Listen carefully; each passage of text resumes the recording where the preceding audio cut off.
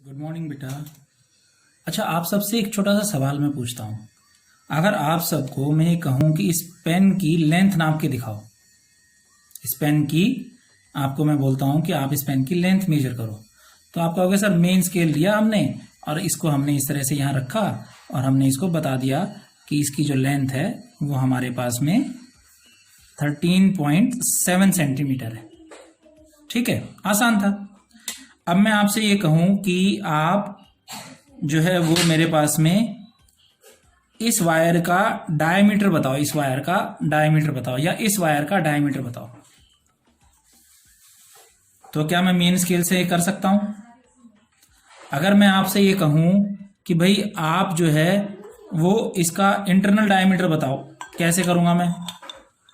देखो इसके में मेरे को दिक्कत होती है, बाहर का अगर मैं कहाँ से मेजर करूं, ढंग से मेरे पास में मेजर नहीं हो रहा है, तो इसके डेप्थ जो है वो मैं कैसे मेजर करूं?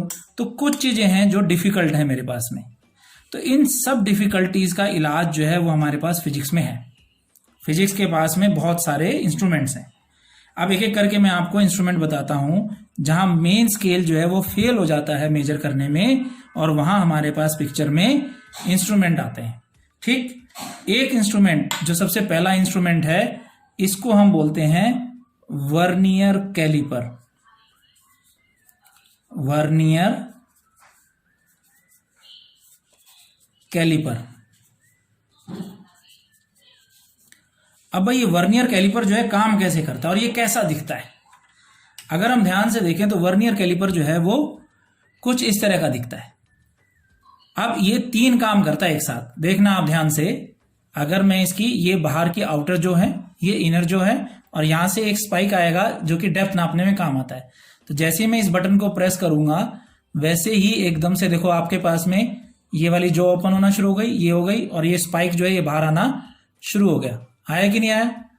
इस तरह से हमारे पास में ये वर्नियर कैलिपर काम करता है। काम कैसे करता है भाई? मुझे अगर इंटरनल डायमीटर निकालना है तो मैं फटाक से ये इस तरह से इनर जोज लूंगा और ये ऐसे मेरी रीडिंग मेरे पास आ जाएगी। मुझसे कहा गया आउटर इसका डायमीटर निकालो, तो मैं ऐसे बाहर से करूंगा, अब ये आसानी से मेरे पास में रीडिंग आ जाएगी। मुझसे कहा डेप्थ निकालो, तो मैं इसकी डेप्थ जो है वो ऐसे इसमें मेजर कर लूंगा, ऐसे इस तरीके से। ठीक है, अब अगला जो आपको डिवाइस है वो मैं अगले वीडियो में समझाता हूं। अभी फिलहाल के लिए आज आप सिर्फ ये वर्नियर कैलिपर का थोड़ा सा ध्यान करो।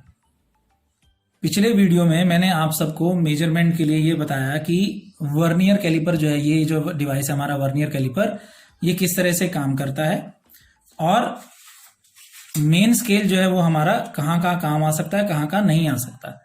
तो वर्नियर कैलिपर कैसे काम करता है ये मैंने आपको लास्ट क्लास में या लास्ट वीडियो में इससे पहले बता दिया।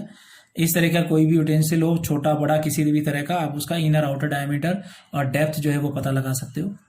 ठीक है, ये वर्नियर कैलिपर का काम है। अब बारी आती है वायर की।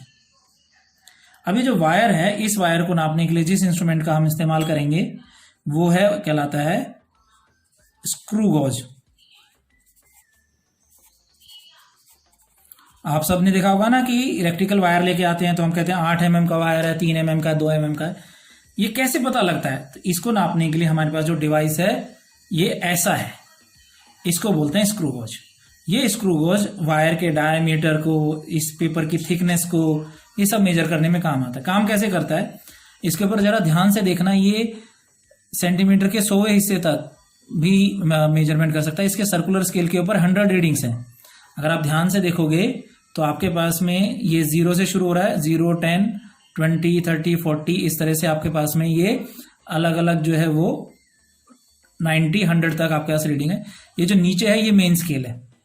तो मुझे जब भी डायमीटर लेना है तो जैसे जिस वायर का डायमीटर लेना है उस वायर को आपने ऐसे बीच में फंसाना है और फिर उसके बाद में इसको बंद करना है, बहुत धीरे धीरे आराम से, ज़्यादा ताकत नहीं लगानी है। और ये वायर हमारा बीच में आ गया। जैसे ही आया यहाँ से कट की आवाज आएगी और उसके बाद आपने देखना है कि आपका मेन स्केल क्या दिखा रहा है, 0। और जो सर्कुलर स्केल है ये 0 से कहां तक पहुंचा? ये 0 से पहुंच गया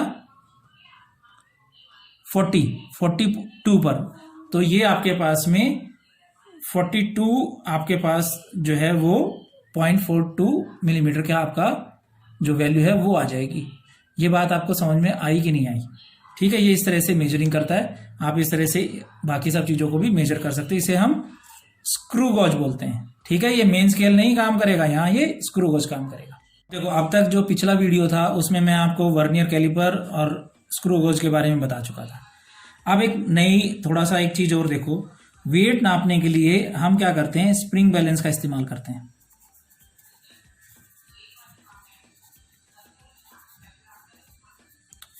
अब ये जो स्प्रिंग बैलेंस है इसमें ना एरर होता है, एरर मतलब कमी, ये ऐसा होता है स्प्रिंग बैलेंस। अब ये स्प्रिंग बैलेंस में इसमें इसका नाम स्प्रिंग बैलेंस क्यों पड़ा है, बैलेंस मतलब नापने का, तोलने की कोई चीज, और इसको जब मैं वेट से ऐसे लटकाऊंगा तो इसमें एक स्प्रिंग होता है और ये मार्कर दिख रहा है आपको, ये हमें बताता है वेट कितना है।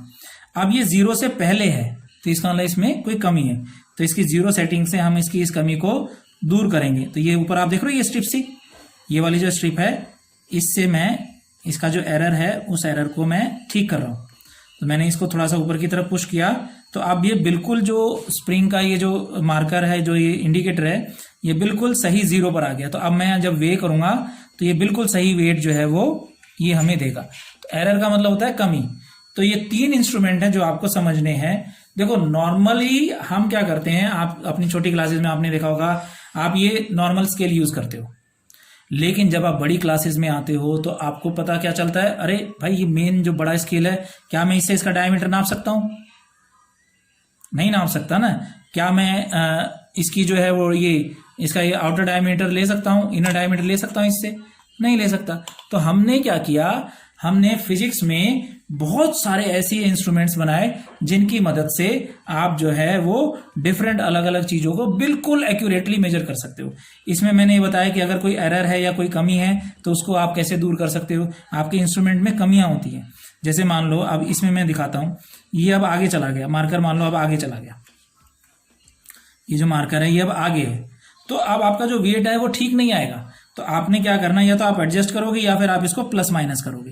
तो मैंने इसको एडजस्ट किया, अब ये बिल्कुल सही 0 पर इस तरह से एडजस्ट हो गया। तो आपका ये जो मार्कर दिख रहा है आपको, ये मार्कर यहां पर, ये वाला जो मार्कर है, ये वाला ये मार्कर बिल्कुल सही 0 पर आ गया। तो अब इसका जो मेजरमेंट है ये बिल्कुल ठीक हो गया।